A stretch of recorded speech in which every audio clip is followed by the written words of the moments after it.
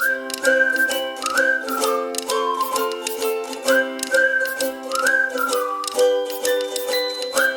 Students, मैं doctor JD आप लोगों को फिर से एक बार जेडी केमिस्ट्री क्लास में स्वागत करने जा रहा हूँ। ठीक है, आज मैं आप लोगों के साथ एटॉमिक स्पेक्ट्रम को डिस्कस करने जा रहा हूँ। ये टॉपिक है स्ट्रक्चर ऑफ एटम का ही एक पार्ट। हम लोगों ने पिछले डिस्कशन के दौरान particle nature of electromagnetic theory, electromagnetic radiation and Planck's quantum theory of light को समझा था। ठीक है, तो जिन लोगों ने मेरा पिछला डिस्कशन नहीं देखा, मैं उन लोगों से रिक्वेस्ट करता हूँ कि आप लोग काइंडली उन सब डिस्कशंस को देख लीजिएगा। इनफैक्ट मैंने स्ट्रक्चर ऑफ एटम का हर एक डिस्कशंस का पूरा प्लेलिस्ट मैंने ऑलरेडी अपलोड कर दिया है मेरे चैनल पे, और उसी का लिंक ऊपर आई बटन पे दे रखा है, and the same link has been given in the description box too. आप लोग उन सब डिस्कशन को देखिएगा ताकि हर एक डिस्कशन जो आते रहेगा उन सब डिस्कशन को समझने में आप लोगों को आसानी हो। ठीक है, तो आज का जो टॉपिक है एटॉमिक स्पेक्ट्रम, ये एक्चुअली क्या है ये जानने से पहले आप लोगों को सबसे पहले स्पेक्ट्रम क्या चीज़ है ये जानना जरूरी है ना। स्पेक्ट्रम शायद आप लोगों को पहले से ही पता हो, क्लास 9-10 में जो आप लोगों को जो जनरल साइंस जो सब्जेक्ट मिला था उसी में आप लोगों ने थोड़ा बहुत पढ़ा होगा। फिर भी आज हम लोग इस डिस्कशन के दौरान देख लेते हैं। ठीक है, तो when a beam of light from a sun is passed through a prism, it splits into a series of color band known as rainbow of colors. ठीक है, जब सनलाइट को एक प्रिज्म से पास किया जाता है, प्रिज्म मतलब तो आप लोगों को पता ही होगा, ऐसे ट्रायंगुलर शेप में एक ग्लास का एक ऑब्जेक्ट रहता है, एक मटेरियल रहता है, उसमें से जब आप सनलाइट को पास करेंगे, जाने देंगे, तब वो सनलाइट जब बाहर निकल के आएगा, देखा गया कि उसमें 7 कलर्स का एग्जिस्टेंस या तो फॉर्मेशन दिखाई देता है। वो 7 कलर्स क्या है आपका? Violet, indigo, blue, green, yellow, orange and red. तो ये क्या है? ये रेनबो ऑफ कलर्स। क्यों रेनबो ऑफ कलर्स कहते हैं? क्योंकि आप लोगों ने देखा होगा कि रेनबो में 7 कलर्स का एग्जिस्टेंस रहता है। वो कलर क्या है? सेम विबजियर यानी violet, indigo, blue, green, yellow, orange and red. समझ में आया आप लोगों को, है ना? तो ये जो स्प्लिटिंग है, सनलाइट का जो स्प्लिटिंग है, इस स्प्लिटिंग को हम लोग क्या कहेंगे? डिस्पर्शन कहेंगे। और वो कलर बैंड जो प्रोड्यूस होता है आफ्टर स्प्लिटिंग ऑफ सनलाइट, उसे कहते हैं क्या? स्पेक्ट्रम। जिसके वजह से मैंने यहाँ पे लिखा है कि the splitting of light into series of colour bands is known as dispersion, and the series of colour bands is called a spectrum. समझ में आया? सनलाइट को हम लोगों ने प्रिज्म से पास किया, प्रिज्म से पास करने के बाद जो निकल कर आया, उस फेनोमेनन को क्या कहते हैं? डिस्पर्शन कहते हैं। निकल कर आने के बाद जो कलर बैंड्स प्रोड्यूस होता है in the form of rainbow, उसे कहते हैं क्या? स्पेक्ट्रम। देखिए, यहां से सनलाइट हम लोगों ने पास किया, है ना? सनलाइट पास किया, इस प्रिज्म के अंदर आया, जब बाहर निकल के आया तब देख सकते हैं आप लोग यहाँ पे 7 कलर्स का एक कंटिन्यूअस बैंड प्रोड्यूस हुआ, है ना? ये हर एक कलर एक दूसरे से चिपका हुआ है, लगा हुआ है। ये देखिए, ये वायलेट कलर इस इंडिगो कलर से लगाया हुआ है, फिर इंडिगो कलर ब्लू कलर से लगाया हुआ है। मतलब these color band are formed in continuous pattern. There is no gap between the color bands obtained after splitting of sunlight when passed through the prism. समझ में आ रहा है? जिसके वजह से यहाँ पे क्या कहा गया? There is a continuity of colors. ये कलर्स के बीच में कंटिन्यूएशन है, एक दूसरे के कलर के बीच में कोई गैप नहीं है, कोई डिसकंटिन्यूटी नहीं है। इसका मतलब एक कलर दूसरे कलर के ऊपर मार्ज हुआ है। मार्ज होना मतलब समथिंग लाइक ओवरलैपिंग, जिसके वजह से दिस टाइप ऑफ स्पेक्ट्रम, ये जो स्पेक्ट्रम फॉर्मेशन हुआ है, दिस टाइप ऑफ स्पेक्ट्रम को हम लोग क्या कहेंगे? कॉन्टिन्यूअस स्पेक्ट्रम कहेंगे। समझ में आया है ना? जहां पे कोई गैप नहीं होता, अगर गैप होता तब वो हो जाता डिसकंटिन्यूअस स्पेक्ट्रम, वो दूसरा ये में आ जाता है ना, तब वो दूसरा टाइप ऑफ स्पेक्ट्रम कहते हैं हम लोग, है ना। तो अभी आप लोगों को ये समझ में आ गया है एटलीस्ट कि स्पेक्ट्रम क्या चीज है। स्पेक्ट्रम एक्चुअली इन शॉर्ट क्या कहेंगे हम लोग? स्प्लिटिंग ऑफ इलेक्ट्रोमैग्नेटिक रेडिएशन और sunlight into some other into color bands or into radiations of different wavelengths। ये तो एक्चुअली क्या है? ये कलर बैंड जो है ये एक्चुअली कुछ इलेक्ट्रोमैग्नेटिक रेडिएशंस ही तो है ना। इलेक्ट्रोमैग्नेटिक रेडिएशंस ही तो है। इन सब का क्या है? वेवलेंथ डिफरेंट होगा। रेड का wavelength different from that of violet, है ना। You can see this violet has been deviated the most and red has been deviated at the highest. Red has the highest wavelength whereas violet has the least wavelength. That means red has been deviated least with longest wavelength whereas the violet has been deviated highest with least wavelength। मतलब एक electromagnetic radiation को हम लोगों ने split करके दूसरा series of या तो बैंड ऑफ इलेक्ट्रोमैग्नेटिक रेडिएशंस को प्रोड्यूस करते हैं, हैविंग डिफरेंट वेवलेंथ्स, उसी को ही हम लोग क्या कहेंगे? स्पेक्ट्रम कहेंगे। और जबकि ये आपका विजिबल रेंज में आता है, हम लोग आसानी से इसे देख पाते हैं। ऐसा भी हो सकता है कि कुछ रेडिएशंस यहाँ पे प्रोड्यूस, शायद यहाँ पे भी प्रोड्यूस हुआ है ना, जिसके लिए यहाँ पे XY देके रखा है हम लोगों ने, यहाँ पे भी प्रोड्यूस हुआ, जिसे हम लोगों ने नेकेड आंख से देख नहीं सकते। उन सब का वेवलेंथ डिफरेंट होगा। मतलब एक पार्टिकुलर इलेक्ट्रोमैग्नेटिक रेडिएशंस हम लोग जब पास करेंगे भाया प्रिज्म, ठीक है, तब उसको स्प्लिट करने के बाद series of wavelengths, series of electromagnetic radiation having different wavelengths जब प्रोड्यूस होगा, उसे ही हम लोग कहेंगे क्या? स्पेक्ट्रम कहेंगे। ठीक है। उस स्पेक्ट्रम में जो इलेक्ट्रोमैग्नेटिक रेडिएशंस रहेगा उन सब का वेवलेंथ भी डिफरेंट होगा।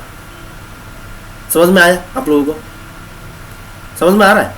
तो ये तो एक जस्ट छोटा सा एग्जांपल था जहां पे हम लोगों ने सनलाइट को लिया, सनलाइट को प्रिज्म से पास किया, पास करने के बाद हम लोगों ने जो विजिबल रेंज में जो रेडिएशंस आता है, जिनको हम लोग नेकेड आंख से देख सकते हैं, वो क्यों देख सकते हैं? क्योंकि उसमें कुछ कलर्स है, वो कलर्स को हम लोग पहचान कर सकते हैं नेकेड आंख से, हाँ, इन द फॉर्म ऑफ विब्जियो। बाकी सब रेडिएशंस भी तो है उनमें, उन सबको तो हम लोग खाली आंख से नहीं देख सकते। उन सब का भी वेवलेंथ डिफरेंट होगा from that of your coloured band we have discussed here. तो this is what called the spectrum. समझ में आया आप लोगों को? अच्छा, तो अभी हम लोग चलते चलते जा रहे हैं एटॉमिक स्पेक्ट्रम की तरफ। क्यों जा रहे हैं? क्योंकि हम लोग ये स्ट्रक्चर ही है, सॉरी ये चैप्टर ही है स्ट्रक्चर ऑफ एटॉम। तो स्ट्रक्चर ऑफ एटॉम को समझने से पहले हम लोगों ने पिछले डिस्कशन में भी जिक्र किया था कि हम लोगों को एटॉमिक स्पेक्ट्रम या तो फिर नेचर ऑफ इलेक्ट्रोमैग्नेटिक रेडिएशन, ये सब को जानना जरूरी है। तो हम लोगों ने पहला आज का डिस्कशन के दौरान हम लोगों ने स्पेक्ट्रम समझा। अभी हम लोग समझेंगे एटॉमिक स्पेक्ट्रम क्या चीज़ है। तो नाम से ही सुनने में ऐसा लग रहा है कि इसमें कुछ एटम्स का जिक्र होगा, है ना। एटम्स का जिक्र होना चाहिए, नहीं तो ये एटॉमिक स्पेक्ट्रम कैसे कहलाएगा, है ना। अच्छा, unlike the spectrum obtained by analyzing the sunlight, the spectra of atoms are not continuous. The spectra of atom consist of sharp, well-defined lines or bands corresponding to definite frequencies. Such spectrum is called line spectrum. मतलब हम लोगों ने पहले क्या कहा कि sunlight को जब हम लोगों ने प्रिज्म से पास किया तब जो बैंड्स ऑफ कलर्स प्रोड्यूस हुआ, हाँ, तो वो क्या था? आपका कॉन्टिन्यूअस था। लेकिन जब एटॉमिक स्पेक्ट्रम एनालाइज करेंगे तब हम लोग देखेंगे कि उनमें ऐसा कुछ कंटिन्यूटी नहीं है, कंटिन्यूटी नहीं है। और वो स्पेक्ट्रम कंटिन्यूटी नहीं होने की वजह से उस टाइप ऑफ स्पेक्ट्रम को हम लोग डिसकंटिन्यूअस स्पेक्ट्रम भी कहते हैं। और उसमें डिसकंटिन्यूअस स्पेक्ट्रम में क्या रहता है, कुछ वेल डिफाइंड लाइंस रहता है, वेल डिफाइंड लाइंस। वो किस टाइप का लाइंस है ये हम लोग डिस्कस करने जा रहे हैं।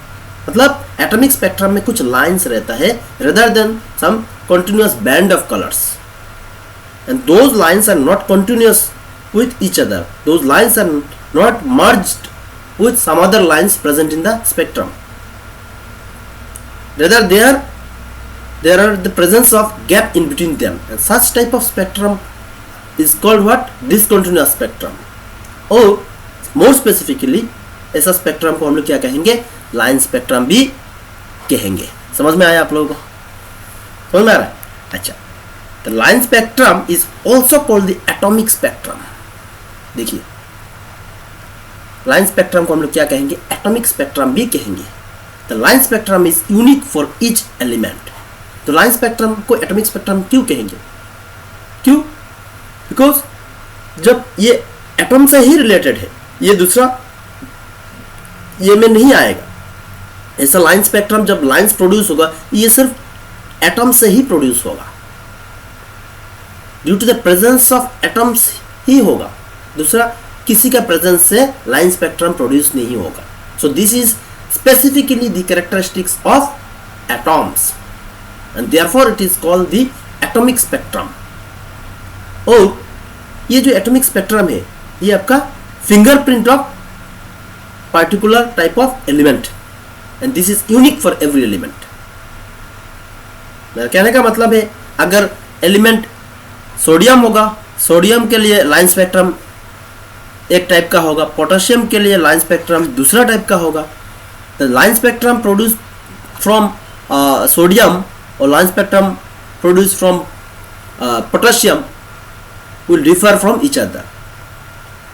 मतलब सोडियम का लाइन स्पेक्ट्रम पोटेशियम का लाइन स्पेक्ट्रम से डिफरेंट होगा।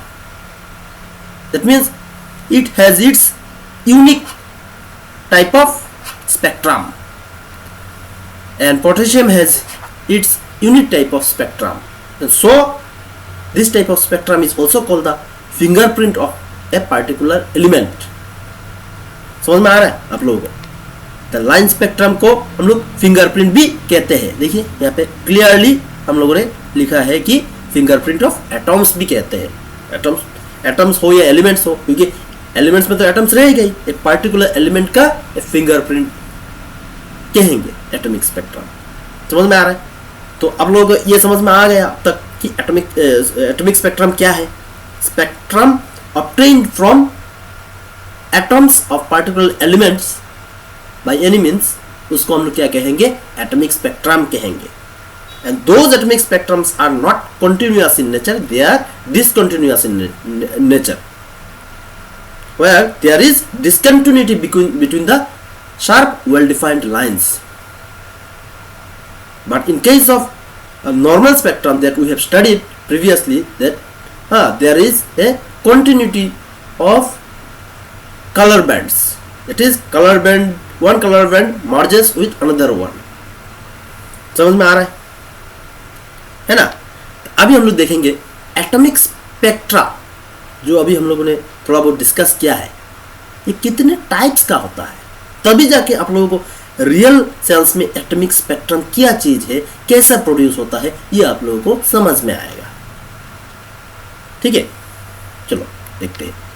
एटॉमिक स्पेक्ट्रम दो टाइप का होता है। क्या होता है? एक होता है एमिशन स्पेक्ट्रम और एक होता है आपका एब्जॉर्प्शन स्पेक्ट्रम। तो अभी आप लोग सोच रहे हैं यार ये क्या बात हुआ, हम लोगों ने थोड़ा पहले क्या कहा, उसमें वेल डिफाइंड लाइंस रहता है एटॉमिक स्पेक्ट्रम में rather than continuous band of colours, है ना? इसमें बैंड नहीं, इसमें वेल डिफाइंड लाइंस रहता है एटॉमिक स्पेक्ट्रम में। वो लाइन किस टाइप का है वो तो हम लोगों ने नहीं कहा। अभी हम लोग टाइप ऑफ एटॉमिक स्पेक्ट्रा से ये हम लोग समझेंगे कि वो वेल डिफाइंड लाइंस जो एटॉमिक स्पेक्ट्रा में प्रोड्यूस होता है वो क्या है? तो टाइप ऑफ एटॉमिक स्पेक्ट्रा कितना है, क्या क्या है आपका? एमिशन स्पेक्ट्रम और एब्जॉर्प्शन स्पेक्ट्रम। तो अभी एमिशन स्पेक्ट्रम क्या है, चलो देखते हैं। Emission spectrum are obtained when radiations emitted from the substances that have absorbed energy either by passing electric discharge through a gas at low pressure or by heating the substance to high temperature are analyzed with the help of spectroscope। देखिए यहाँ पे हम लोगों ने spectroscope का जिक्र किया, तो वो सिंपल भाषा में क्या है? स्पेक्ट्रोस्कोप भी एक सोफिस्टिकेटेड इंस्ट्रूमेंट है जिसमें प्रिज्म लगाया हुआ रहता है। वो प्रिज्म का ही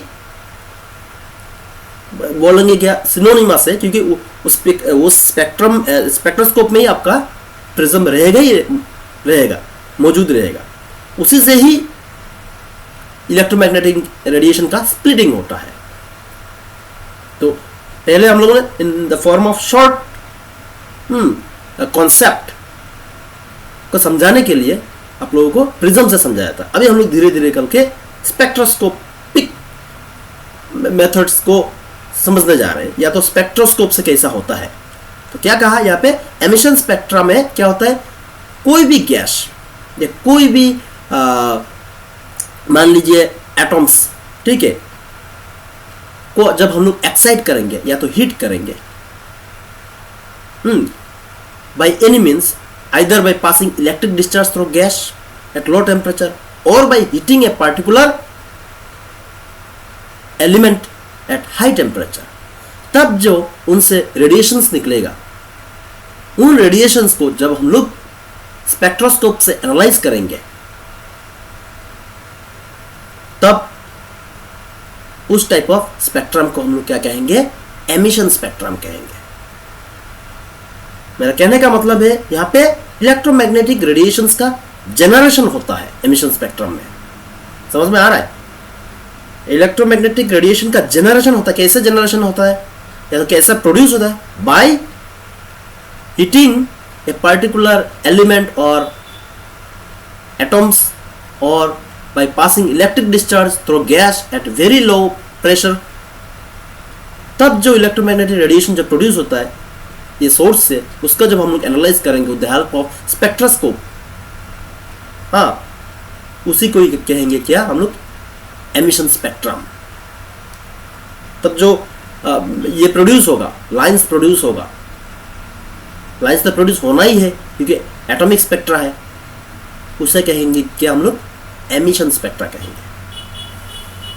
लेकिन when a continuous electromagnetic radiation, say white light, is allowed to pass through a gas or a solution of some salt and the transmitted light is analyzed, we obtain a spectrum in which dark lines are observed in an otherwise continuous spectrum. Such a spectrum containing few dark lines due to absorption of light is known as absorption spectrum. देखिए exactly opposite to that of emission spectrum. यहाँ पे देखिए absorption spectrum actually क्या है, absorption spectrum में electromagnetic radiation को कोई gas या कोई सॉल्यूशन से पास कराया जाता है। वहाँ पे क्या होता है, एमिशन स्पेक्ट्रम में इलेक्ट्रोमैग्नेटिक रेडिएशन को जनरेट कराया जाता है, गैस हो या एटम से जनरेट कराया जाता है। यहाँ पे क्या होता है, इलेक्ट्रोमैग्नेटिक रेडिएशन को एब्जॉर्ब कराया जाता है। कैसे? By passing the electromagnetic radiation through a particular gas or through the solution of some salt. तब जो transmitted जो radiations जो निकलता है after passing through the solutions, उसका जब हम लोग एनालाइज करेंगे, करने के बाद जो स्पेक्ट्रम हम लोग प्रोड्यूस होगा या तो देखा जाएगा, उसमें कुछ डार्क लाइंस प्रोड्यूस होगा। वो सब डार्क लाइंस को ही हम लोग क्या कहेंगे, एब्जॉर्प्शन स्पेक्ट्रम कहेंगे। समझ में आ रहा है? एमिशन स्पेक्ट्रम में क्या था, वहां पे इलेक्ट्रोमैग्नेटिक रेडिएशन का प्रोड्यूस हुआ था। कैसे? By heating a particular elements और by passing electric discharge through a gas at very low pressure. तब वहां पे bright lines, bright well defined lines produce हुआ था स्पेक्ट्रम में। और एब्जॉर्प्शन स्पेक्ट्रम में क्या होता है, well defined dark lines produce होता है। समझ में आ रहा है? ऐसा स्पेक्ट्रम को ही हम लोग क्या कहेंगे? एब्जॉर्प्शन स्पेक्ट्रम कहेंगे। एमिशन स्पेक्ट्रम में bright well defined lines produce होता है और एब्जॉर्प्शन स्पेक्ट्रम में dark well defined lines produce होता है। समझ में आ रहा है? और emission spectrum every particular substance के लिए ये यूनिक होगा। मतलब ये सब्सटेंस टू सब्सटेंस या तो element to element emission spectrum vary करेगा। Similarly for absorption spectrum too, मान लीजिए सोडियम का जो एमिशन स्पेक्ट्रम रहेगा उसमें देखा गया येलो लाइंस का प्रेजेंस रहता है, whereas for potassium there is a presence of violet lines, violet color lines। मतलब ये एमिशन स्पेक्ट्रम जो है ये हर एक एलिमेंट के लिए सेम नहीं होगा। It will vary from element to element, है ना। किसी का एक पर्टिकुलर वेवलेंथ में आएगा तो दूसरा का आपका और डिफरेंट कम वेवलेंथ में आ सकता है या तो हायर वेवलेंथ में आ सकता है। It is a particular characteristics of that particular element. ठीक है, तो एब्जॉर्प्शन स्पेक्ट्रम में क्या होता है? एज फॉर एग्जांपल आप मान लीजिए सोडियम को जब आप लोग एमिशन स्पेक्ट्रम निकालने जाएंगे सोडियम का, तब आप लोग देखेंगे कि इसमें दो येलो लाइंस रहता है एट अराउंड 589 एंड 589.6। मान लीजिए सोडियम को आप लोग जब एमिशन स्पेक्ट्रम निकालने का कोशिश करेंगे तब आप लोगों को दो येलो लाइंस को देखने को मिल जाएगा। whereas if you pass electromagnetic radiation through sodium vapor, you will find that in the wavelength at around 589 and 589.6 there is a presence of dark lines। मतलब वही वेवलेंथ का रेडिएशन जो इलेक्ट्रोमैग्नेटिक रेडिएशन में मौजूद था वो वहां से एब्जॉर्ब हो गया, वहां से कट ऑफ हो गया। दैट मीन्स एमिशन स्पेक्ट्रम में जो लाइन रहता है सोडियम वेपर में, वो सोडियम वेपर का एब्जॉर्प्शन स्पेक्ट्रम में वो नहीं रहता है, वो वहां पे डार्क रहता है। समझ में आ रहा है? फिर भी अभी हम लोग एक बार विस्तार से इसको देखते हैं। देखिए, ये हो गया आपका, ये पहला वाला आपका क्या हो गया? Atomic emission spectrum. ये हो गया आपका क्या? Absorption spectrum. क्लियरली देखिए, क्लियरली आप लोग को समझ में आ जाएगा। तो एमिशन स्पेक्ट्रम में आपका क्या गया? एक सैंपल को एक्साइट किया गया, कोई भी एक सब्सटेंस को एक्साइट किया गया, उसमें एनर्जी दिया गया। एक्साइटेशन मतलब एनर्जी देना। Energy by passing electric discharge through the gas, ये भी हो सकता है, और by heating the element to a high temperature, ये भी हो सकता है। वहां से जब रेडिएशन निकाल कर आएगा, जब उसे हम लोग स्पेक्ट्रोस्कोप से एनालाइज करेंगे, this is actually your what? Spectroscope. Spectroscope में तो प्रिज्म रहता ही है, तो जब एनालाइज करेंगे you will find some well defined lines, and this well defined lines has been produced here. You can see well defined coloured lines, है ना। These are all coloured lines, but those coloured lines are separated from each other. That means they are not continuous with each other. Unlike normal spectrum, they are discontinuous here, है ना। तो यहाँ पे क्या हो रहा है आपका?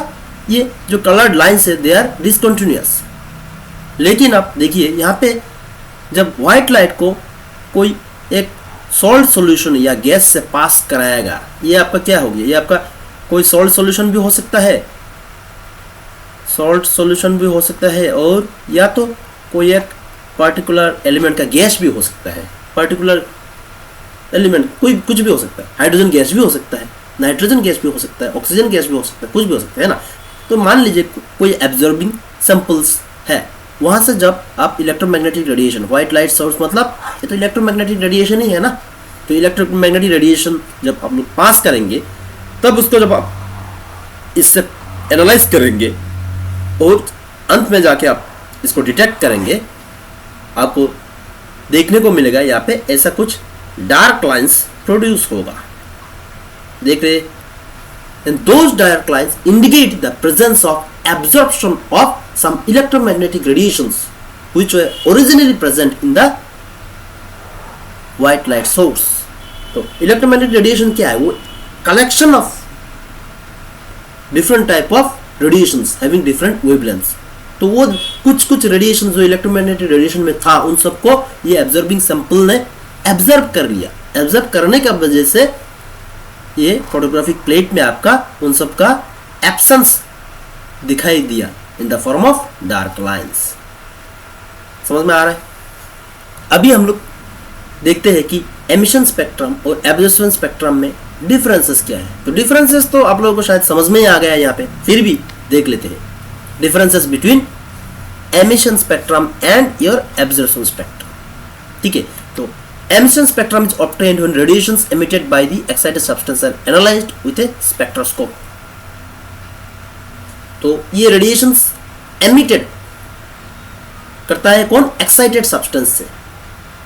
एक्साइटेड कोई सब्सटेंस से जब रेडिएशन प्रोड्यूस होता है, ऐसा रेडिएशंस को जब हम लोग एनालाइज करते हैं और जो स्पेक्ट्रम प्रोड्यूस होता है उसको ही हम लोग क्या कहेंगे?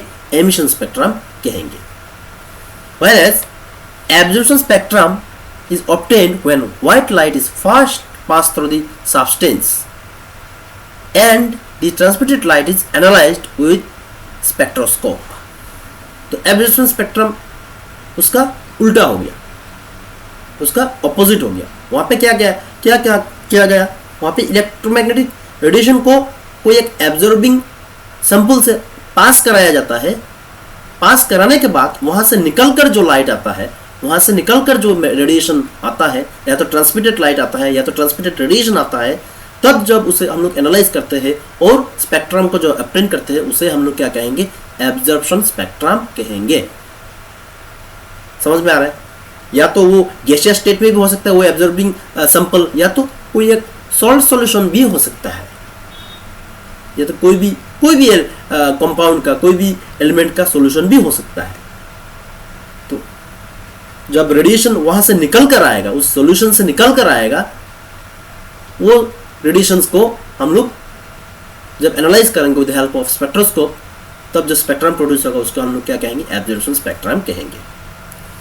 ठीक है, और एमिशन स्पेक्ट्रम में important point, bright coloured lines are separated by dark spaces रहेगा। इसमें ब्राइट कलर लाइंस का प्रेजेंस रहता है एमिशन स्पेक्ट्रम में, whereas dark colour lines in otherwise continuous spectrum. मतलब एमिशन स्पेक्ट्रम में आपका ब्राइट लाइंस रहता है, bright coloured lines, whereas in absorption spectrum there is a presence of dark lines. समझ में आ रहा है? तो ये ब्राइट लाइंस रहने का यही इंडिकेशन है कि वो पार्टिकुलर एटम हो या एलिमेंट हो या गैस हो, एब्जॉर्बिंग उस सैंपल का यूनिक कैरेक्टरिस्टिक्स है। ठीक है, यूनिक कैरेक्टरिस्टिक है। whereas डार्क लाइन वही एब्जॉर्बिंग सैंपल का ही यूनिक कैरेक्टरिस्टिक है, लेकिन उसमें क्या होता है आपका, वो पार्टिकुलर यूनिक कैरेक्टरिस्टिक्स रहने का वजह से वो पार्टिकुलर वेवलेंथ जो एमिशन स्पेक्ट्रम में रहता है, वही पार्टिकुलर वेवलेंथ का रेडिएशन इसमें वो एब्जॉर्ब हो जाता है, जिसके वजह से यहाँ पे डार्क लाइंस का प्रोड्यूस होता है, डार्क लाइंस प्रोड्यूस होता है। समझ में आ रहा है ना? तो मैं आशा करता हूँ कि आप लोगों को आज का जो डिस्कशन बहुत इंटरेस्टिंग था, आप लोगों को समझ में आया होगा। ठीक है, तो हम लोग नेक्स्ट डिस्कशन में हम लोग समझेंगे एमिशन स्पेक्ट्रम ऑफ हाइड्रोजन। तो इसे समझने से पहले, एमिशन स्पेक्ट्रम ऑफ हाइड्रोजन को समझने से पहले आप लोग आज का डिस्कशन को अच्छे से समझिएगा, अच्छे से बार बार देखिएगा, ताकि आप लोगों को differences between emission spectrum and absorption spectrum को अच्छा से आ जाए समझ में। ठीक है, तो आप लोग ये डिस्कशन को अगर समझ पाए, ये डिस्कशन देखने के बाद इस वीडियो को एक लाइक कर दीजिएगा और इस चैनल को सब्सक्राइब कीजिएगा by pressing the bell button, and at the same time you please share the channel with your friends as much as possible so that they will also get benefit from these discussions too. Lastly, I want to thank you for your patience to watch this discussion till the end. Thank you. मिलते हैं next discussion में.